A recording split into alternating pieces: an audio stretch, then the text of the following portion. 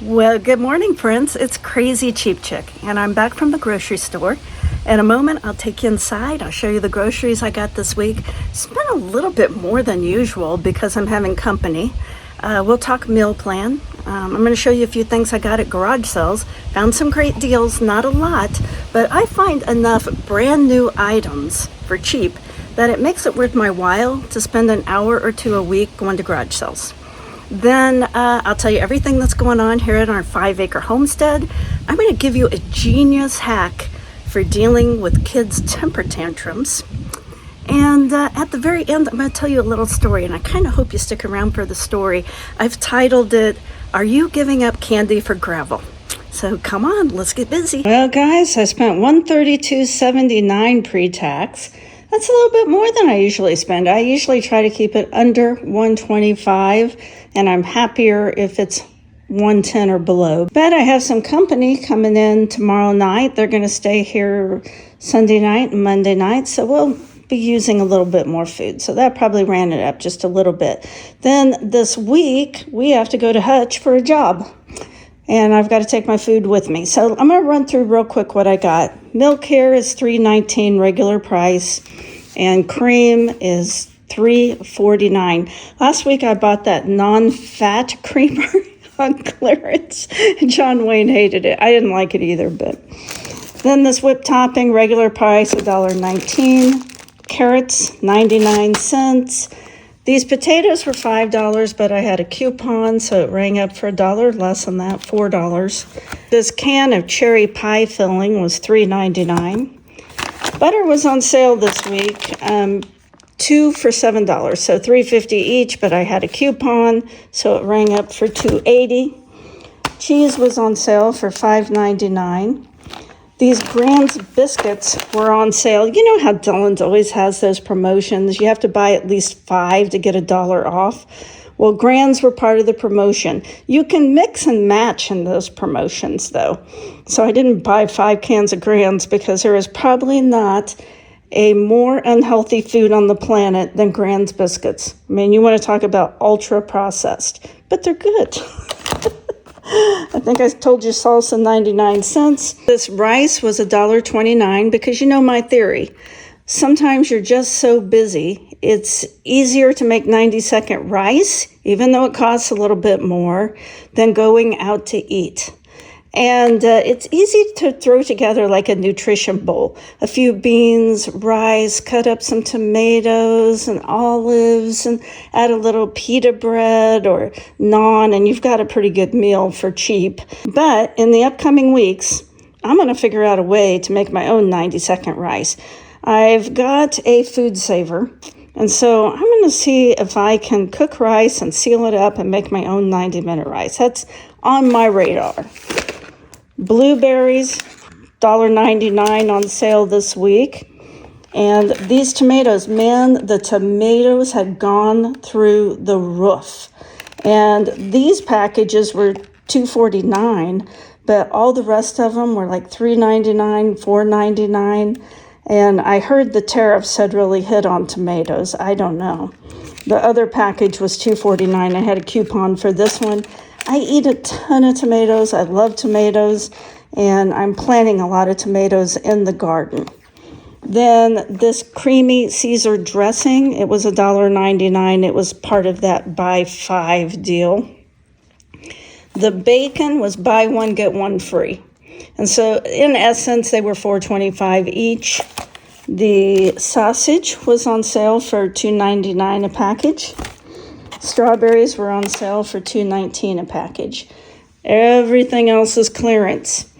The baby spinach, $1.74. Look at this gigantic bag of romaine lettuce for $2.13. I only found one redneck bag because I was shopping on a Saturday morning. It was packed. And there's a lot of competition for clearance stuff. I saw other people with clearance stuff in their carts, and I was like, oh man, I missed that deal. Because I did not get up there until almost 9 o'clock. But I still got all of these yellow squash for 99 cents. And I got 4 of these Panera bread bowls. that we're going to have 2 of them for lunch because I'm lazy. And then 2 I'm going to stick in the freezer for what I call my emergency meals. The nights that we get home late or I'm just too tired to cook, I haven't pre-planned, I can pull something like this out, heat it up, throw a salad together and put a piece of bread with it, and it's basically a meal. Now tonight, I think we're going to have these shish kebabs, which cost $4.60, with this Mexican street corn, which was $2.10. And they had a lot of these. I got 3 packages. I'm buying a freezer, but it hasn't arrived yet. If I had my freezer, I would have bought more and frozen. Then this beef kebab was $5.02, but I'm not going to use it as kebabs. I just remember, just because something is configured a certain way doesn't mean you have to use it that way. What I'm going to do is take this apart and I'm going to cut that meat up a little smaller and I'm going to use it in fajitas. And the onion and green pepper I'm going to put with these chicken kebabs tonight. Then I got a roast because when we're down in Hutchinson this week, I'll be gone all day out on the job site. So before I leave in the morning, I'll put a roast and some potatoes and carrots. I think I've got some celery and I know I have onion. I'll put that in the crock pot before we leave, and we'll have a nice dinner when we get home from work and we won't have to eat out. And I'll probably take one of these breads with me. While our friends are here, we're going to have some steaks and baked potatoes and a salad and corn. Then also I got these cookies for $1.99. I was really on the fence about this. I saw these cider and spice, they're gigantic. They were $3.52, but look, they had been $10.99. I wasn't sure I would like it.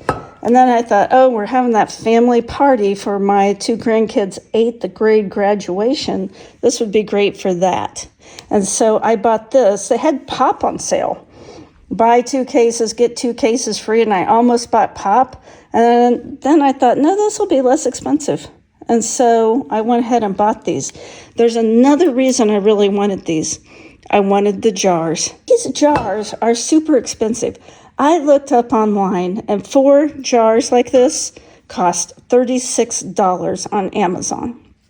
And something I want to do this summer, I haven't done it yet, is start making wine. I've made wine before with varying levels of success, but I want to work on that a little more and figure it out. And so jars like this are perfect. When our friends are here tomorrow night, I'm going to serve this blueberry pie. Also, I got these chocolate-filled croissants for $2.26, and we'll probably have those for breakfast one morning. So I've basically told you what we're eating this week. We're having the roast, and we're having kebabs, and maybe some fajitas. We're going to have these bowls with the side salad.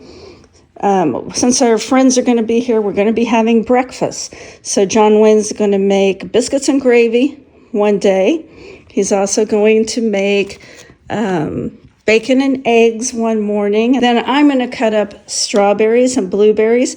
I wish I would have remembered to buy bananas, but I forgot. But it'll be okay. Blueberries and strawberries is good enough. And I think we'll be eating pretty good this week. I restrung that 3-pack that I bought at Dillon's. What was it, $4.60?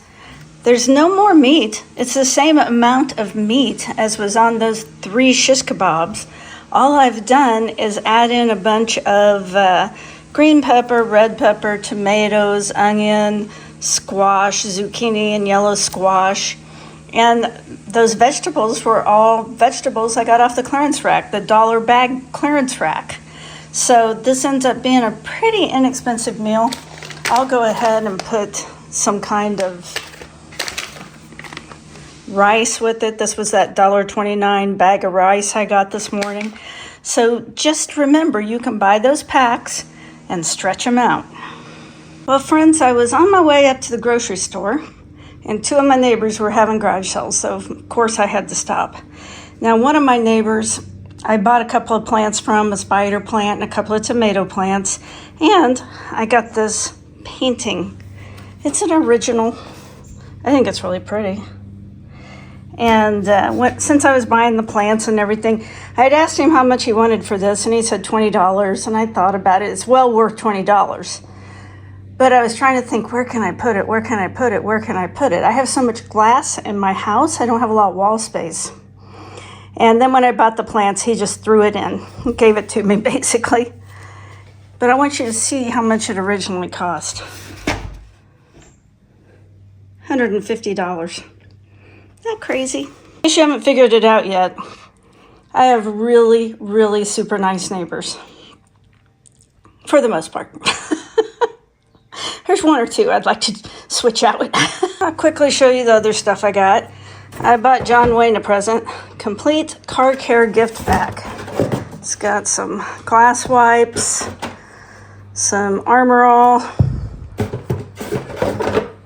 wash and wax, and an air freshener.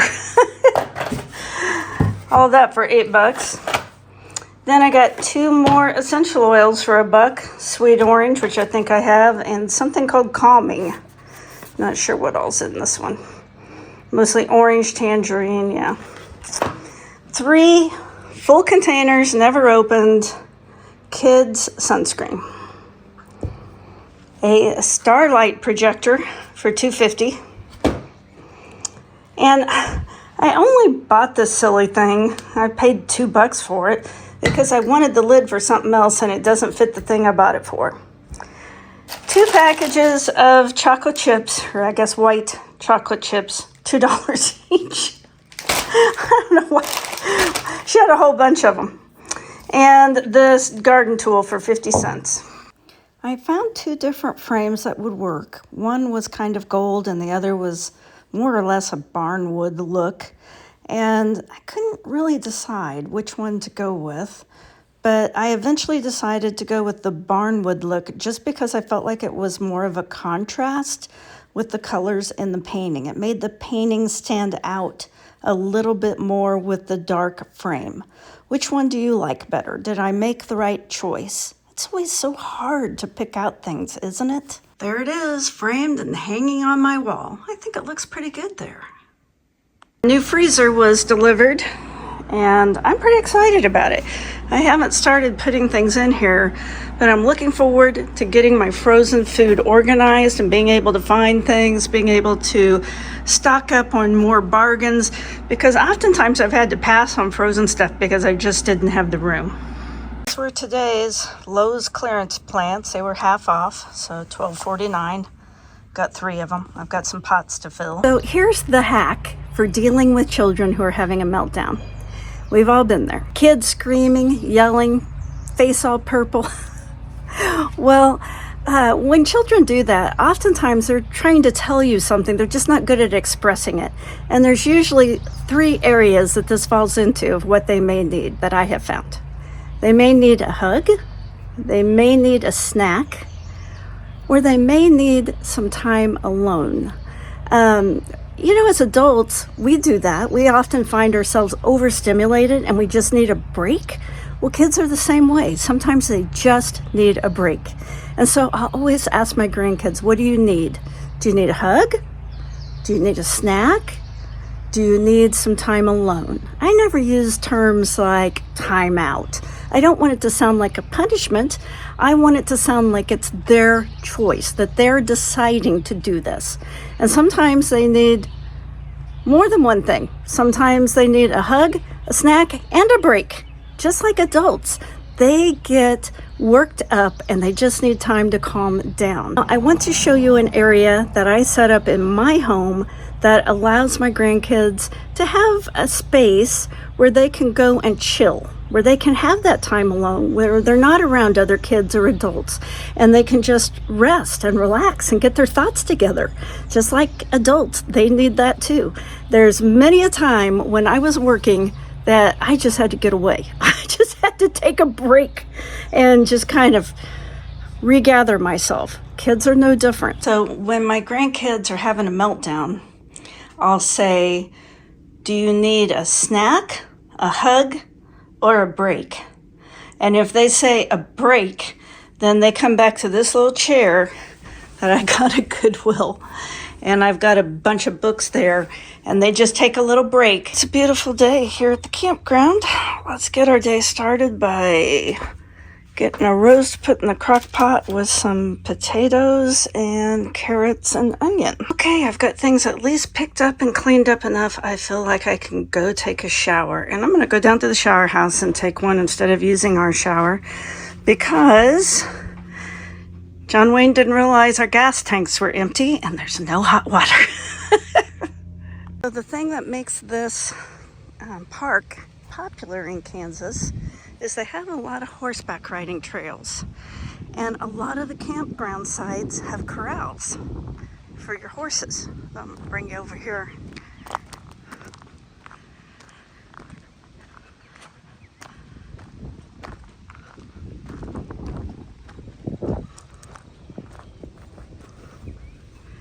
So here's a nice corral. Put your horses in, put your camper, and you can go ride all the trails they have here. I mean, they have a ton of trails in this park. You can see why Ben Franklin wanted to make the turkey the national bird, because they are pretty majestic. I walked up here to try to get a better picture of the sand dunes. They're all covered in vegetation, so looking at them, you may not realize those are hills of sand. It's not dirt, it's sand. There they are. I've always wanted to come down and take a picture of these. We're in Canton, Kansas, and they've got these two water towers side by side, and someone had the genius idea to put cold on one of them, and on the other one they have hot. So this is Canton, Kansas claim to fame. As we were driving home from Hutch, I asked John Wayne to pull over so I could take a picture of this grain silo that has a mural painted on it in Inman, Kansas. I always just thought it was super pretty and interesting, and I wanted to share it with all of you. There's lots of interesting things in Kansas. Well, friends, thanks for sticking around all the way to the end. And as your reward or punishment, however you want to view it, I usually tell you a little story from my life. And since I told the hack on how to deal with temper tantrums, I decided to tell you the story of a time I witnessed one of my grandkids have a total meltdown and what I took from it. Now, my grandson was about 2.5. He had a lot of words, but he couldn't really talk in sentences. He could get his feelings out there. And he had been at my house, and he had been selectively picking out pieces of gravel out of my driveway.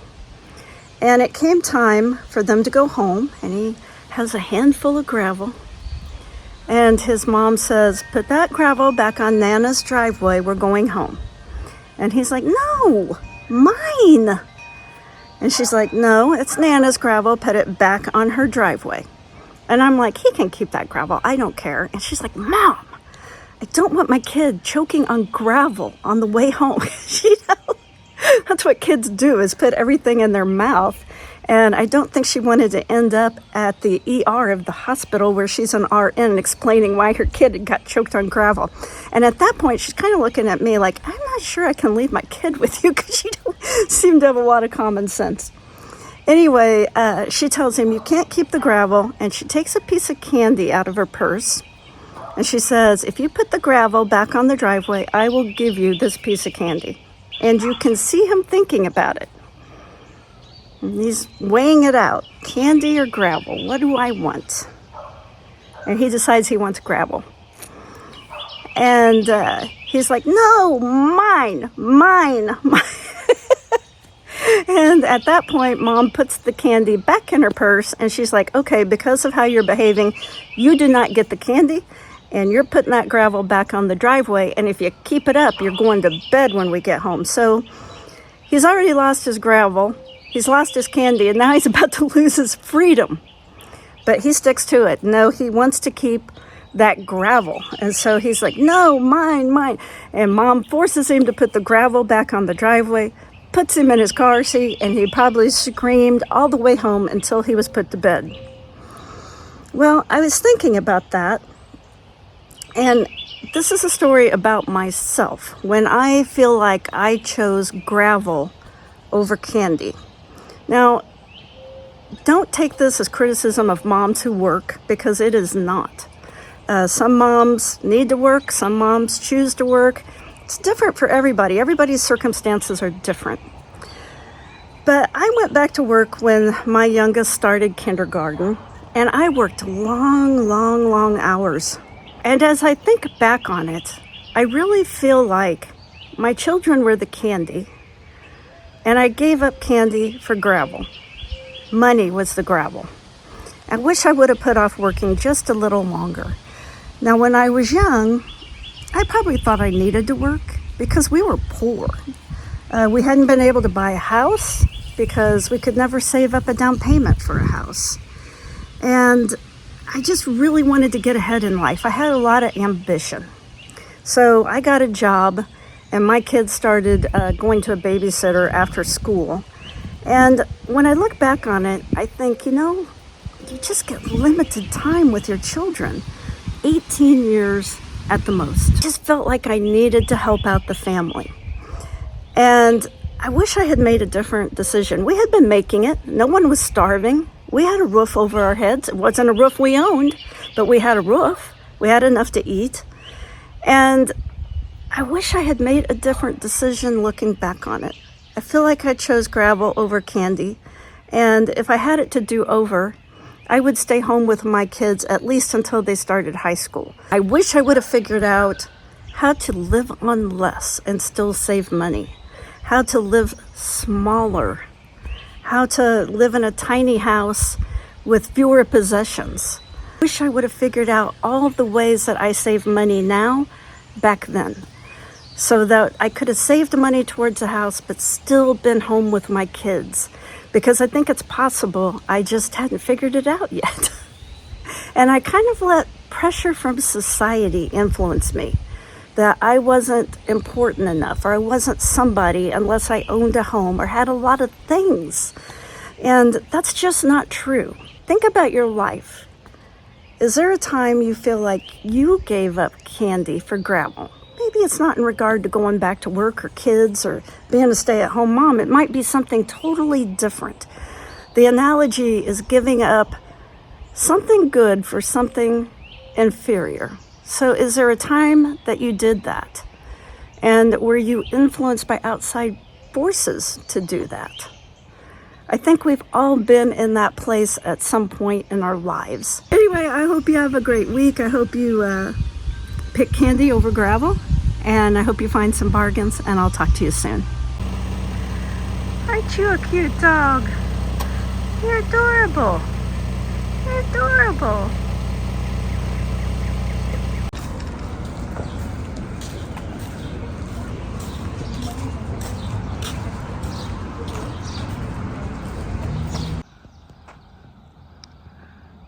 Pretty out tonight.